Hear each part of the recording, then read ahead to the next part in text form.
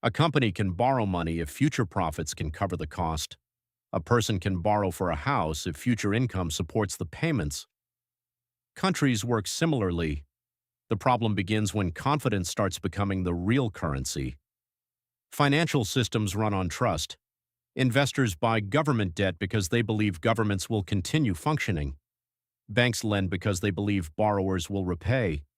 Markets operate because people believe tomorrow will continue.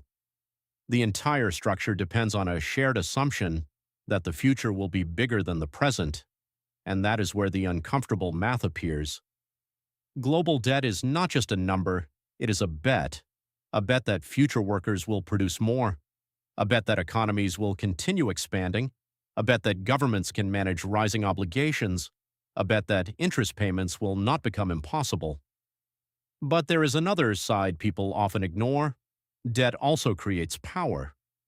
The groups that control capital influence what gets funded, what grows, and what survives. A country with access to cheap borrowing has more options. A country that loses investor confidence can face economic pressure almost overnight. Money is not only about wealth, it is about control. The ability to decide where resources move. And this is why debt has always been more than a financial issue. It shapes politics. It shapes business. It shapes the balance of power between nations. The public conversation often focuses on the size of the number. $100 trillion sounds terrifying. But the deeper question is not only how much debt exists. The real question is who controls the system that creates, distributes, and manages that debt.